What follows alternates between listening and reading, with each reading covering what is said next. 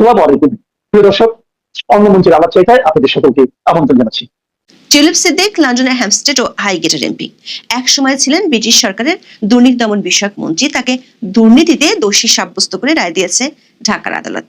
এমন ঘটনা ব্রিটিশ পার্লামেন্টের ইতিহাসে যেমন বিরল, তেমনি বাংলাদেশের বিচারিক ইতিহাসেও প্রথম। এই রায়টি এমন এক আন্তর্জাতিক রাজনৈতিক ও আইনি ককটেল যা বাংলাদেশের বিচারিক প্রক্রিয়াকে সরাসরি ওয়েস্টমিনিস্টার প্যালেস বা ব্রিটিশ পার্লামেন্টের দরজায় নিয়ে ফেলেছে। আর রায়ের পর বেশ কিছু প্রশ্ন ঘুরপাক খাচ্ছে গণমাধ্যমের খবরে আর সামাজিক মাধ্যমের আলোচনায়। প্রথম প্রশ্নটি হলো, এই রায়ের কারণে কি টিউলিপের ব্রিটিশ এমপি পদ আদৌ ঝুঁকিতে পড়বে? দ্বিতীয় প্রশ্ন হলো, যেসব অভিযোগে টিউলিপ সিদ্দিক একে ক্যাঙ্গারু কোর্টের রায় বলে প্রতিক্রিয়া দিয়েছেন সেগুলো কতটুকু যুক্তিযুক্ত?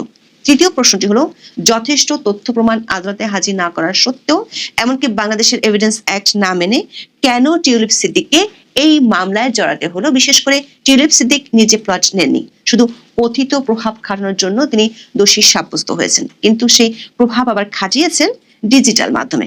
কিন্তু আদালতে হাজির করা হয়নি কোনো ডিজিটাল প্রমাণ, যেটি বাংলাদেশের এভিডেন্স অ্যাক্টের লঙ্ঘন। সবশেষ প্রশ্নটি তুলেছে ব্রিটিশ দৈনিক দ্য গার্ডিয়ান। তাদের আশঙ্কা, এই রায়ের প্রভাব ব্রিটেন ও বাংলাদেশের কূটনৈতিক সম্পর্কে নেতিবাচক প্রভাব পড়তে পারে। দ্য গার্ডিয়ানের এই আশঙ্কার বাস্তবতা কতটুকু?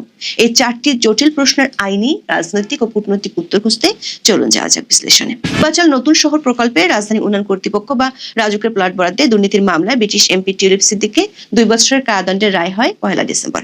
কারাদণ্ডের পাশাপাশি টিউলিপ সিদ্দিককে 1 লাখ টাকা জরিমানা, অনাদায়ে 6 মাসের বিনাশ্রম কারাদণ্ড দেওয়া হয়েছে। এই মামলায় সাবেক প্রধানমন্ত্রী শেখ হাসিনার 5 বছর, তার বোন শেখ রেহানার 7 বছরের কারাদণ্ড দেন ঢাকার বিশেষ জজ আদালত 4-এর বিচারক মোহাম্মদ রবিউল আলম। মামলার অন্য 14 আসামিকে 5 বছর করে কারাদণ্ড দেওয়া হয়। এর আগে 27 নভেম্বর পূর্বাঞ্চলের রাজুক প্লট বরাদ্দে দুর্নীতির অন্য 3 মামলায় শেখ হাসিনাকে 7 বছর করে মোট 21 বছরের কারাদণ্ডের রায় ঘোষণা করা হয়। একটি মামলায় শেখ হাসিনার ছেলে সজীব আজাদ জয় পান 5 বছরের কারাদণ্ড। আরেক মামলায় সাইমা আজাদ পুতুলকে 5 বছরের কারাদণ্ড দেয় আদালত। দর্শক, প্লট দুর্নীতির যে মামলার রায় 1 ডিসেম্বর ঘোষণা করা হলো, সেটির তাৎপর্য আগের মামলা থেকে আলাদা। এতে আসামি করা হয় শেখ রেহানার মেয়ে টিউলিপ সিদ্দিককে, যিনি যুক্তরাজ্যের ক্ষমতাসীন লেবার পার্টির প্রভাবশালী এমপি। টিউলিপ বছরখানেক আগে লেবার পার্টির সরকারের মন্ত্রীও ছিলেন, তবে বাংলাদেশে দুর্নীতির অভিযোগ ওঠার পর গত জানুয়ারিতে স্বেচ্ছায় পদ ছেড়ে দেন। তার বিষয়ে যুক্তরাজ্য একটি স্বাধীন তদন্ত পরিচালিত হলেও অভিযোগের কোনো প্রমাণ পাওয়া যায়নি। দর্শক, একটি উল্লেখযোগ্য বিষয় হলো, শেখ হাসিনার পরিবারের বিরুদ্ধে পূর্বাঞ্চলের 6টি প্লট নিয়ে 6টি মামলা হয়েছে। এর একটি প্লটও তার ভাগ্নি টিউলিপ সিদ্দিকের নামে নেই, কিন্তু 3টি মামলায় তিনি আসামি। এর একটিতে তার কারাদণ্ড দেওয়া হলো 1 ডিসেম্বর। প্রশ্ন হলো, টিউলিপ সিদ্দিক কোনো প্লট নেননি, তাহলে তার বিরুদ্ধে কোন অভিযোগের ভিত্তিতে আদালত শাস্তি দিল? টিউলিপ সিদ্দিকের বিরুদ্ধে অভিযোগটি হলো সরকারি ক্ষমতা অপব্যবহার করে প্লট বরাদ্দের দুর্নীতিতে প্রভাব খাটানোর। মামলার সারসংক্ষেপে বলা হয়, টিউলিপ তার খালা মানে তৎকালীন প্রধানমন্ত্রী শেখ হাসিনার উপর প্রভাব খাটিয়েছিলেন যাতে তার মা শেখ রেহানা এবং অন্য 2 ভাই বোন ঢাকার একটি সরকারি প্রকল্পে একটি প্লট লাভ করতে পারেন। টিউলিপকে প্রিভেনশন অফ কারাপশন অ্যাক্ট 1947-এর 5-এর 2 ধারা এবং দণ্ডবিধির 109 ধারায় দোষী সাব্যস্ত করেছে আদালত। রায় আদালত বলেছেন, আসামি টিউলিপ সিদ্দিক তার খালা সাবেক প্রধানমন্ত্রী শেখ হাসিনার একান্ত সচিব সালাউদ্দিনকে মোবাইল, ইন্টারনেটের মাধ্যমে বিভিন্ন অ্যাপ সহ সরাসরি যোগাযোগ করে প্রভাবিত করেছেন বলে সাক্ষীদের জবানবন্দির মাধ্যমে প্রমাণিত হয়েছে। দর্শক, 27 নভেম্বর প্লট দুর্নীতির 3টি মামলার যে রায় হয়েছিল, সেদিন প্রথম আলোর খবরে বলা হয়েছিল, শেখ হাসিনা 2009 সালে প্রধানমন্ত্রী হওয়ার পর পূর্বাঞ্চলের নতুন শহর প্রকল্পে নিজের ও পরিবারের অন্য সদস্যদের নামে 6টি প্লট বরাদ্দ নেন।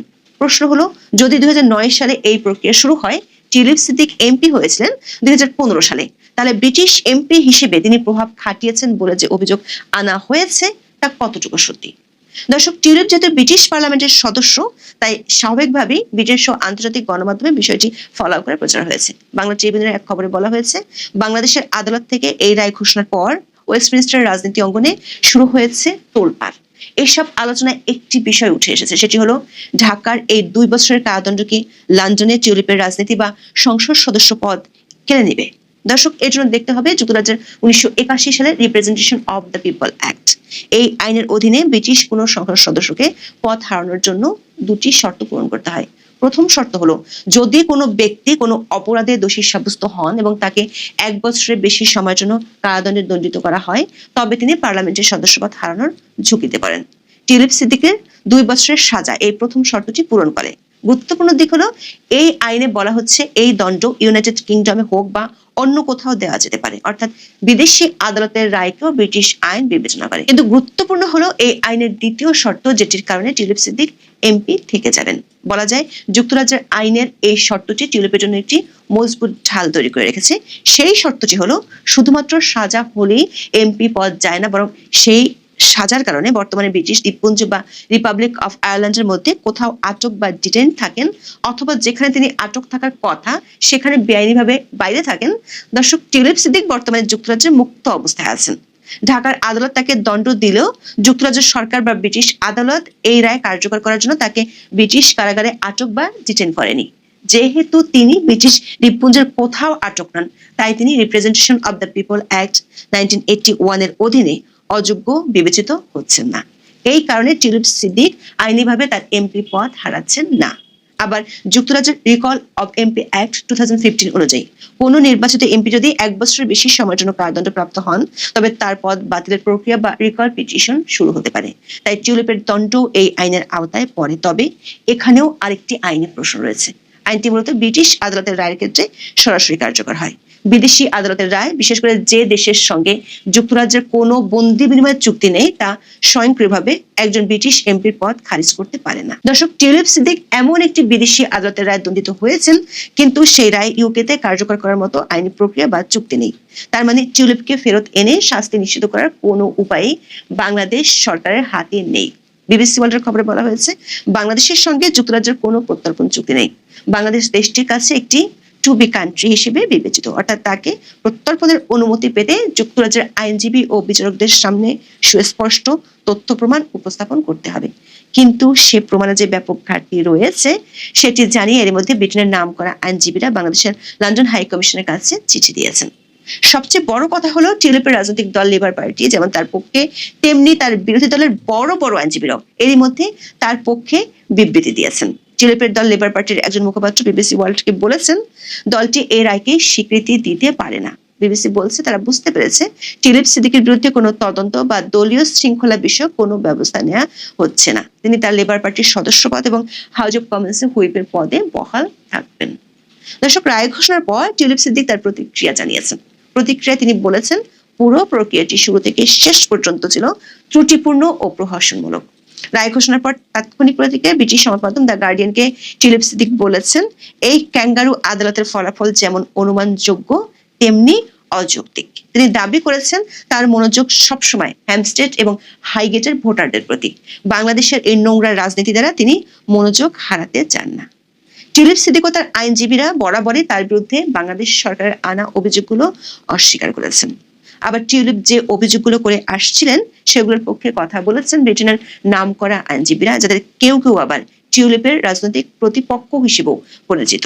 25শে নভেম্বর ব্রিটেনের নাম করা একদল আইনজীবী যুক্তরাজ্যে বাংলাদেশের হাই কমিশনার আবিদে ইসলামের কাছে পাঠানো এক চিঠিতে এক গাদা অভিযোগ করেছেন। আইনজীবীদের এই দলে সাবেক প্রধানমন্ত্রী টনি ব্লেয়ারের স্ত্রী টেরি ব্লেয়ার, সাবেক ব্রিটিশ বিচারমন্ত্রী রবার্ট বাকল্যান্ড, সাবেক attorney general Dominic Grieve, Philip Sands ও জিওফ্রি রবার্টসন আছেন। তারা সবাই কিংস কাউন্সিল অর্থাৎ রাজা কর্তৃক উচ্চ মর্যাদাপ্রাপ্ত আইনজীবী।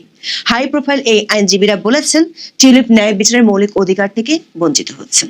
তাকে অভিযোগ সম্পর্কে জানার সুযোগ পর্যন্ত দেওয়া হয়নি, এমনকি আইনি সহায়তা পাননি। দর্শক, 1 ডিসেম্বর রায় ঘোষণার পর বেশিরভাগ ব্রিটিশ ও আন্তর্জাতিক সংবাদ মাধ্যমের খবরের একটি বিষয় বেশ গুরুত্ব পেয়েছে, সেটি হলো অভিযুক্তের অনুপস্থিতিতে বিচার। যেমন বিবিসি শিরোনাম করেছে টিউলিপ সিদ্দিক এমপিকে বাংলাদেশে কারাদণ্ডের সাজা দেওয়া হয়েছে তার অনুপস্থিতিতে বিচারের পরে।